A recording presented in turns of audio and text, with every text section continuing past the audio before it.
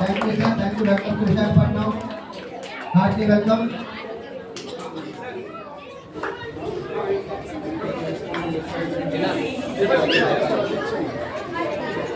అలాగే 18th ward మంగళని పాల్గొన్నారు.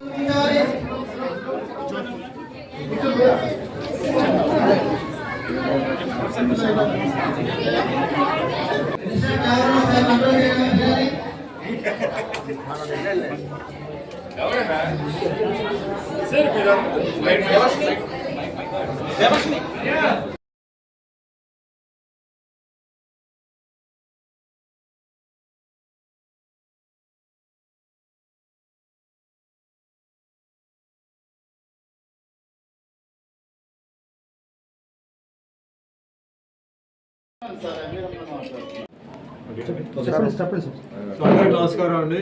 నేను యాక్టర్ సుమన్. సో ఇక్కడ విశాఖపట్నంలో సీనియర్ కరాటే మాస్టర్ రమణ గారిది ఆరో డోజో అంటే క్లబ్ ఇది. సో కరాటే వాటిలో చాలా సంవత్సరాల నుంచి ఆయన, నాకు తెలిసి 25 years నుంచి చాలా కష్టపడుతూ ఆయన ఈ లెవెల్కి వచ్చారు. సో చాలామంది స్టూడెంట్స్ ఉన్నారు, ఆయన ఫాలోవర్స్ ఉన్నారు, ఆయన శిష్యులు ఉన్నారు. నేను చాలా టోర్నమెంట్స్కి నేను వైజాగ్ వస్తుంటాను. సో చాలా టోర్నమెంట్స్లో కూడా ఆయన పార్టిసిపేట్ చేయడం, ఒకవేళ పార్టిసిపేట్ చేయకపోతే వచ్చి అలా గెస్ట్గా వచ్చి రావడం పోవడం. మార్షల్ ఆర్ట్ మీద మంచి ఇంట్రెస్ట్.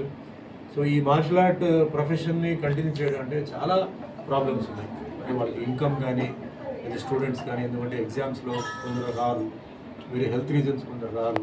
బట్ ఏది ఎక్కడ డిస్టర్బ్ అవ్వకుండా రమణ మాస్టర్ పాపం ఇంతవరకు లాక్కొని వచ్చారు. ఇప్పటి నుంచో నాతో ఏంటంటే, సార్ ఒకసారి మీరు మా డోజోకి రావాలి, ఒకసారి మీరు మా ఓపెనింగ్కి రావాలి, ఫంక్షన్ రావాలి. కుదరట్లేదు నాకు, ఎప్పుడు కొన్ని షూటింగ్స్ వల్ల మిస్ అయింది.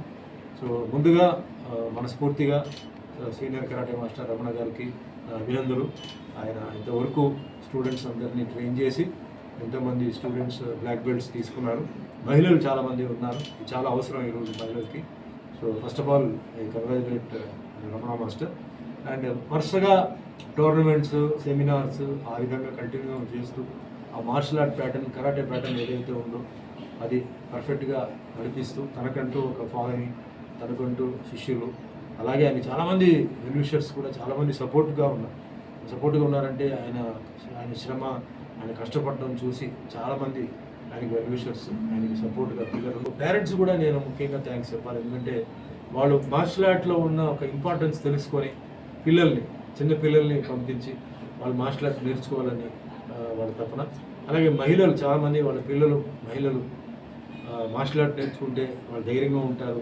రేపు భవిష్యత్తులో వాళ్ళు బయట ఏదైనా విదేశాలకు వెళ్ళాలన్నా, లేదా వర్క్కి వెళ్ళాలన్నా, లేదా నైట్ టైంలో ఏదైనా క్లాస్కి వెళ్ళాలన్నా, ఏదైనా ధైర్యంగా వెళ్ళొచ్చు అని చెప్పి వాళ్ళు కూడా ఒక ధైర్యం వచ్చి మహిళల్ని వాళ్ళు ఎంకరేజ్ చేయడం, అది కూడా నేను అభినందిస్తున్నాను. అలాగే చిన్న పిల్లలు కూడా ఉన్నారు.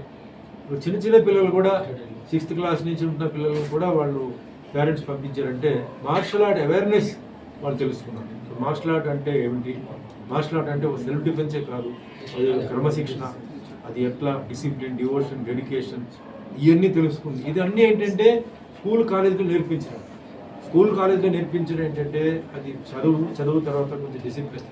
బట్ ఇలాంటి ఒక క్రమశిక్షణ అంటే మార్షల్ ఆర్టే నేర్పిస్తుంది. ఇది నేను అనుభవించాను, నా ఎక్స్పీరియన్స్. అందుకే నేను మీకు చెప్తున్నాను. చిన్న వయసు మార్షల్ ఆర్ట్ పంపారు. ఎందుకు పంపారు, ఏంటిది, ఏదో ఆడుకోవచ్చు కదా సరదాగా అనుకున్నాను. అంటే గేమ్స్ కూడా నన్ను వదిలేసేవారు. ఒక సైడ్లో కబడ్డీ ఆడడం, ఒక సైడ్లో క్రికెట్, ఒక సైడ్లో హాకీ.